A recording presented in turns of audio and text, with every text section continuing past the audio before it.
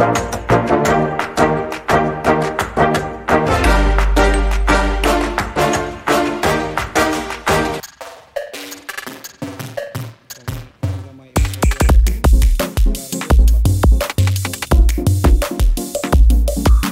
morning mga groomers. Once again, this is Fritz Inisa and welcome to my vlog. So mga groomers, nandito ko tayo ngayon sa General Santos City with our breeder Ray Lumolho, and i-add ko lang kay sa information ni Sir Ray, sa Mulabi para siya nagtagal. Sa Mulabi mga groomers is super lapit lang sa amin sa Aurora, kaya magaling magbisaya. But again, si Sir Ray is nandito na sa Jensen. Ito yung palaisdaan niya at farm niya.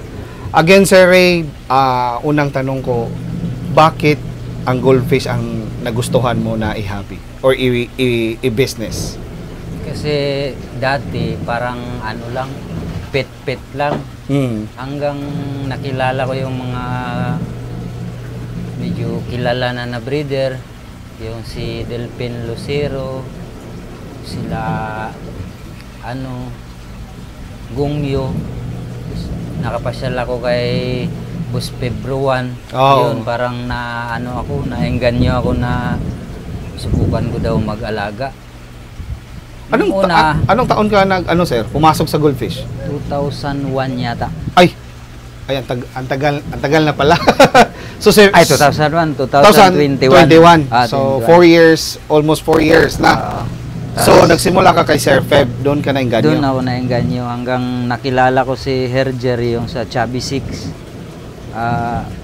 Naging customer ko siya sa Talyer. Nagpa-trabaho siya.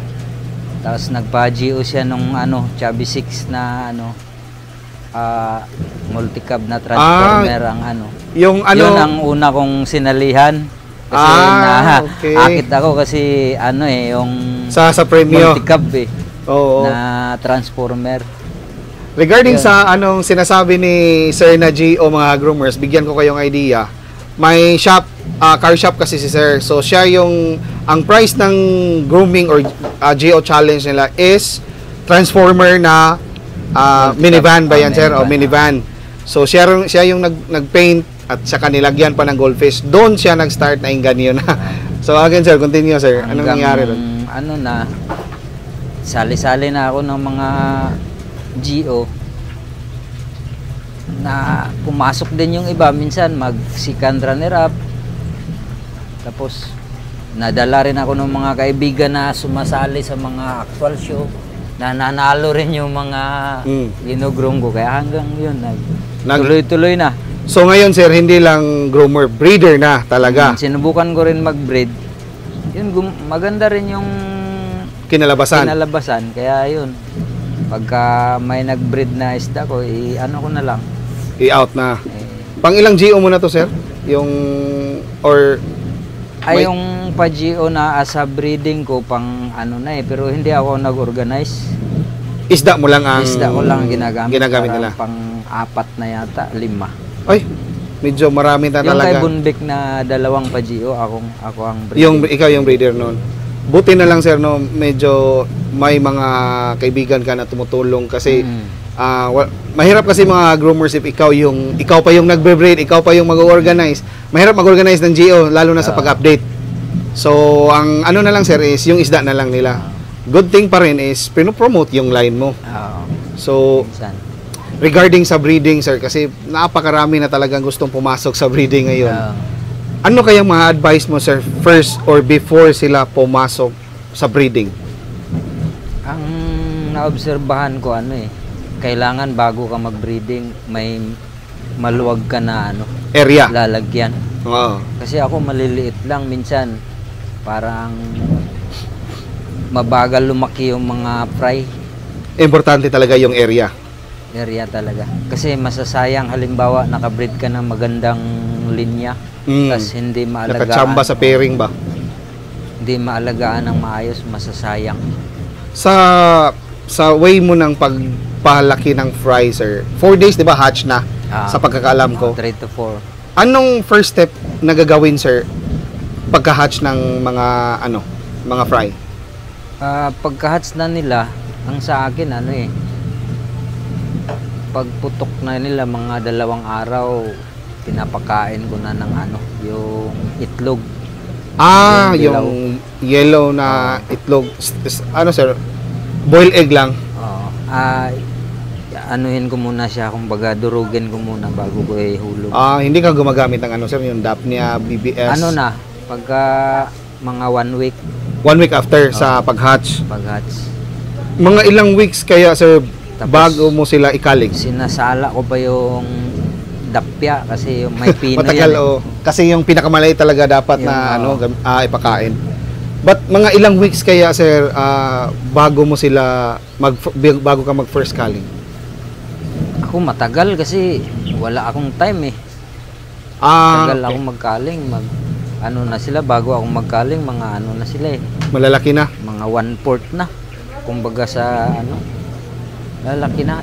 Iba ako sa yung iba na maliliit pa masyado kal na kaagad. Hindi mo na tinitingnan kal na agad yan?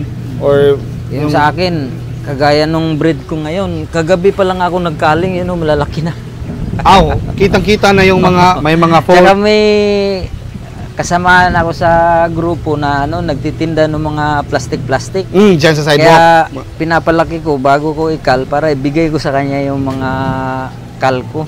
Mapirahan niya. Swerte. So, another na naman mga groomers, may natutulungan na naman si sir sa pamagitan nun. But pagpapalaki ng mga fry, gumagastos din yan, tapos binibigay lang. At least, ito nga kasi yung maganda. Kasi tatapon mo rin yan kumbaga, yung iba, itatapon na yan sa Kaya sa akin, pinapalaki ko ng konti para siya na lang ang mag-continue. Niya.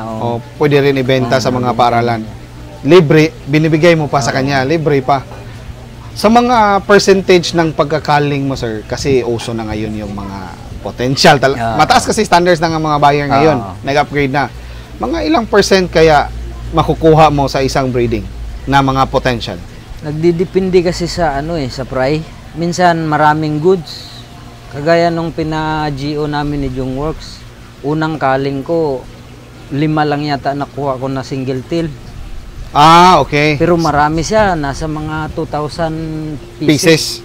Tapos nung pangalawang kaling ko, yung nagtanggal ako ng mga fuse, mga mahigit 10 lang ang fuse. Maganda talaga ang piring nun.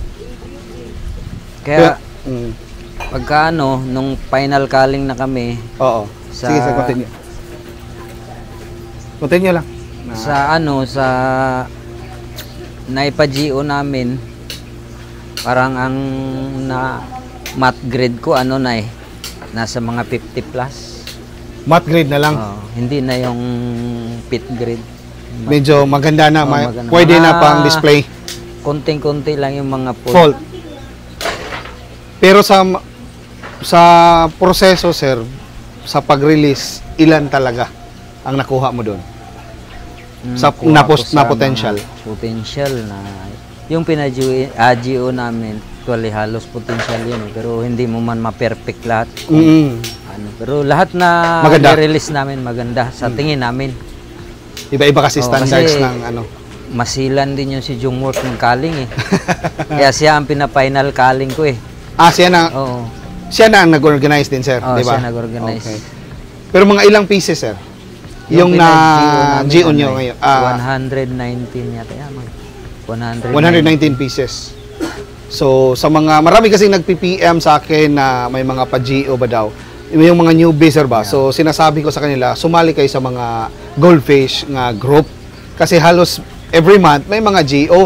So, dyan kayo, doon sa legit ha? Doon mo matutunan kung paano tumingin ng isda. Doon sa mga kasama mo na medyo veterans na. Doon ka matuto. Mas pati maganda. Sa pag-alaga doon ka matuto sa kanila Gaya nga lang ang advice ko, sir, mas maganda mag-group kayo ng, isang grupo kayo bumili ng ng sumali ng GO para may mga advice, mga kukuha ka sa iba, wag yan, o ganyan. So, at least, yung mga newbie talaga, nag-guide talaga. Ito naman yung purpose natin sa mga interview natin para talaga mag-guide yung mga newbie. At saka sa mga ibang breeder-seller, wag naman pera-pera lang ang Kasi, isang beses lang yan babalik sa inyo, for sure. Tuloy pagka nagbinta ko ng isla, tinitignan ko ng maigi kung sapat ba yung presyo na binibigay ko sa isda na i-ano ko sa I-out. Oo. Para again, pangit na isda, pangit na bloodline, pet quality, same lang yan ang maintenance, di ba sir? Kasi Papakainin at minsan, gaya nung dati, nagbinta ako ng isda, maganda sa tingin ko, nung maganda. So pagdating sa kanya, hindi natin alam kung nanibago sa tubig o sa pwede. ano. Pagdating ng biglang parang Nag-iba. pumangit siya. Oh. Kaya minsan hindi mo rin masisi sila na parang pangit man yung kasi magkaiba yung nyo yung tubig nyo, yung Yan, kinalakihan ng isda. water quality, especially sa mga newbies. So, ma-advise ko rin is before siguro bumili ng mga magagandang isda ng mga panglaban is make sure na meron tayong lalagyan na talaga, hindi naman siya Cutie mo talaga. cutie, proper quarantine at saka yung Quarantine. main tank na grooming tank, talaga sir, no? Proper setup talaga. Kahit DIY lang, basta proper setup. So, again, wag tipirin. Importante lang man talaga sa isda, malinis ang tubig, yun lang. Regarding naman sa mga materials na ginagamit mo, sir, is it all imported or may sarili ka ng isda na pinalaki mo at saka yun na ang kinosbreed mo sa mga materials mong iba? Minsan, may sarili ko ng breed, tapos makahanap ako sa mga kaibigan na magandang i-pares. I-cross. Yun. Kagaya nung pinag-GO namin ni Jungworks, meron sa kaibigan ko na nag-champion, nag-grand champion sa medium. Okay. Sabi ko maganda to. Tapos nung kaibigan ko rin isa, bininta niya yung Amac line. Sambuanga. GO na actually nagsikan runner-up yun sa GO eh. Tapos yun ang pinaris ko. Binili mo na lang ngayon, sir, Binili para ko yung isa, tapos yung isa hiniram ko. Paghiram ko ngayong araw na to, kinabukasan, breed ka agad eh. kasi galing grooming, maraming itlog yung tiyan, chubby yung dahil. Kaya yun, naswertihan na pag ng mga fry, ang ganda ng mga fry. Yun yung sabi mo, sir, na marami talaga ang Yan lumabas. yung mga kapatid niya. Nag-keep ka ng Nag-keep ako ng mga, nung huling mga natira, kasi sabi ko, marami nag-PM sa akin kung meron daw akong nasilik na pang laban. Sabi ko, hindi ako nag-select ng pang sa akin. Sabi ko, kukuha muna kami ng pa-GO lahat. Yung matira doon na ako mag-select. yung hindi para slots na hindi pabor makuha. din sa kanila na hindi tira-tira yung maibigay namin. Issue din kasi yan ngayon nga. Marami nag-PM sa akin kung meron ba akong nasilik na pang Personal. Personal. Sabi ko, wala pa eh. Kasi mas una pa nga yung kaibigan ko nakasilik. Yung may-ari ng Yung mga may-ari ng breeder. Sila una ko pinahan. kasi hinira. Tapos yung huli, yung mga natira kasi marami-rami pa. Yun doon ako pati si Jungworks, nagsilik din. Andin lang, meron dyan, sir. Marami pa. Nandun pa, marami pa yung mga 40 plus pa yata. Marami din. Mga goods. Marami talaga yung na yan. Kasi yung mga maliliit niyan, nilagay ko dun sa Pispan ni Ricky. Mga nasa mahigit 1,000 pa yun, yung mga liliit. Ewan ko lang kung gumanda dun. Kapatid din dyan. Mga kapatid niyan. Madami din, no? Marami. Ang dami talaga, no?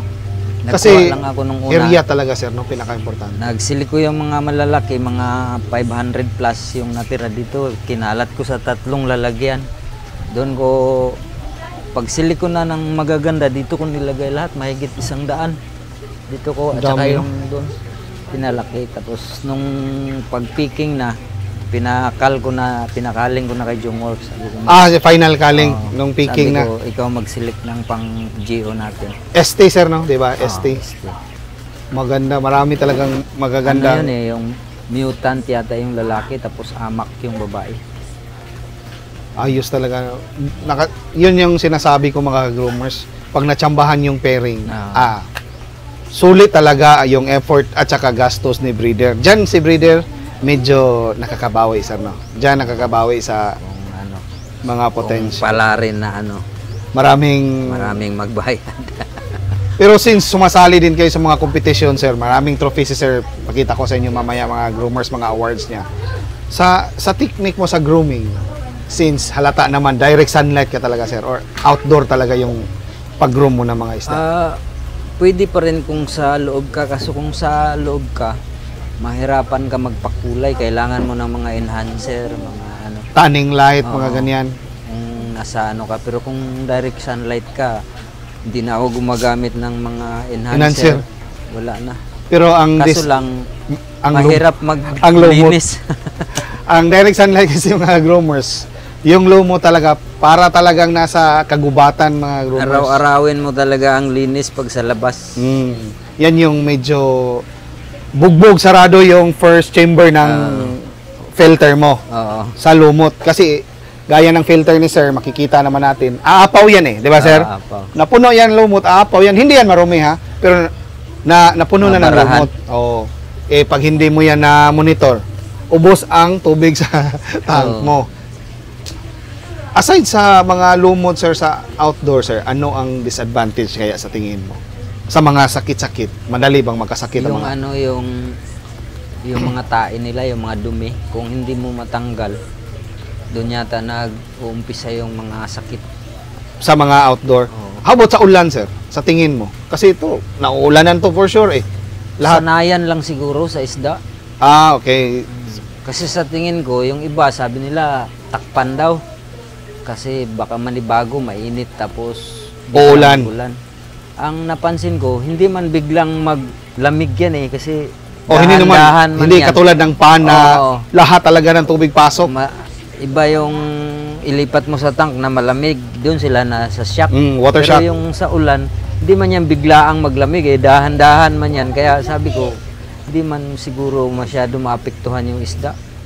Kaso lang, pagka halimbawa na naulanan ng malakas-lakas na ulan, hindi rin ako nag-worry kasi halos araw-araw ako nag-shooter Gaya sa akin, medyo marami-rami. 2 beses ako mag-shooter. Yung kalahati sa umaga, yung iba naman sa gabi. Kasi hindi ko naman pwedeng ma-shooter lahat ng isahan. May trabaho pa sa talier. Hatiin ko, yung iba sa gabi ko i-shooter, tapos yung iba sa araw. Sa umaga. Mga ilang percentage lahat, sir, sa isang araw ka nag-water change? Mga 50 kaya? Depende sa tank. Kung masyadong marumi, halos 100% Pagkababa na niya ng ganun, paagasin ko na yung ganyan, tubig. Tapos sip-sip siya, sip-sip. Hanggang maglinis siya bago ko tanggalin yung siphon. Grabe. Halos 100%. Gripo to, sir? Gamit mo? Ano to flowing. Galing to kay Ricky. Flowing yung sa kanina doon, maganda Naglagay ako doon ng submer, tapos bili ako ng hose ng haba. Ang taas? Ang taas. Ito? Yung itim.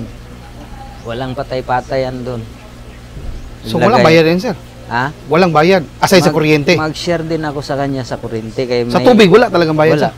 Ayos. Nagawa siya ng flowing Grabe. Yun yung maganda sana mga groomers. Parang Thailand, sir, di ba? Flowing ba? Kay Sir Peb, ganun Malakas kay Sir. Ginastos, malaki daw Pero gastos. yung sa kanya may water pump, hindi yun Hindi, sa pagkakaalam ko, malaki daw gastos niya doon. Grabe na invest. Pero Puntahan natin si Sir Feb tubig bukas. niya, ganito ang tubo, puno yun. 4. Patay. Kung maliit tangke dyan, sabog.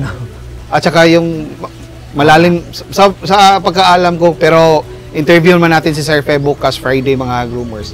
But again, sir, maraming salamat sa oras mo. May gusto ka bang pasalamatan, pamilya mo, kahit sino, i-shout out, kaibigan? Shout out sa ako ang mga kagrupo, sa DGC, The Jangas Gold Fish Lab, o gatong mga kagrupo nga, lahi nga grupo nga, mga suod nga amigo, mga malapit na kaibigan pala, Tagalog yan. Nakakabisayaan. Nagpapasalamat ako sa kanila kasi sa kanila galing yung konting nalalaman ko sa goldfish. Hindi sila madamot magbigay ng advice. Pakisamahan mo lang, maging totoo ka lang sa kanila, hindi sila madamot. Ganun lang man ang puhunan natin. Hindi ka lang maging plastic, kung ano ka, yun lang. Wala kang, kumbaga, wala kang sapin sa katawan. Delikado kasi yung pa-smile pero pagkatalikod, baka matarget tayo. Ako naman, kahit medyo maraming club dito, team. Pero halos tanang team, mga kaibigan ko. Kilala lang. siguro nagka-team-team lang sir kasi iba-iba yung barangay. Ganyan ba siguro? At saka may mga malapit talaga eh. May mga kaibigan pero may mas malapit Mas sa'yo. mas Oo. una sa'yo naging close nila na nag-iisda din. Pero walang yung problema. mga unang team na mga veterano, doon din ako kumukuha ng alam kung paano, Ng advice. kung pag nagsakit yung isda, paano. Mga halos makakilala dito na mga groomer na mga nananalo palagi sa puro kaibigan. Yan yung mabuti. Yan yung maganda sana mga groomers sa lahat ng hobby, hindi lang sa isda. Sharing at saka yung mga shows, actual shows, yan kasi yung time mga groomers na magkikita-kita tayo in person eh. Sana tayong mag-aaway-away ng dahil sa isda. Ang liit lang ng utak ng isda, pinag-aawayan pa natin. Di ba? Sir, anything to shout out? Salamatan pa rin. Ako ang pamilya, pasalamat kayo kay supportive silang lahat. Naintindihan nila yung hobby natin. Magastos. Magastos. Yun sir? Yun lang. Sige, sir. Okay na. Baka may ini-advisor sa mga baguhan natin ngayon at saka sa mga gustong papasok pa sa goldfish natin. Masasabi ko lang sa kanila, sa pag-alaga ng goldfish, kailangan ng sipag, tiyaga, tsaka kailangan mo talagang bigyan siya ng oras. Kasi pagka napabayaan mo ng konti, pag nagsakit na yan, ma-discourage ka na. Yan, totoo. Ma-discourage ka Kahit na. white spot lang sir, hindi mo alam gamutin, medyo mahirap. Kaya nasabi ko, kailangan mo ng tiyaga eh. Kasi kung hindi mo pagtiyagaan, lalo na kung maganda o mahal yung bili mo, Mahal na talaga. sayang. Sayang lang. Tapos, sa pagpakain naman, yung sa akin, lang eh.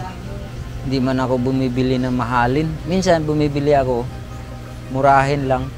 Tapos, ang importante lang talaga, ang linisan mo lang, tapos yung Water tubig. quality, Oo. in short. Tsaka, pakisama lang sa mga tumanawa lang ng utang na loob sa mga mas nauna sa'yo. Tapos kung medyo makilala ka na, huwag mo lang lakihan yung ulo mo. Yan. Yun lang. Baba ka pa rin Oo. para walang masabi yung iba. Humble. Yan lang.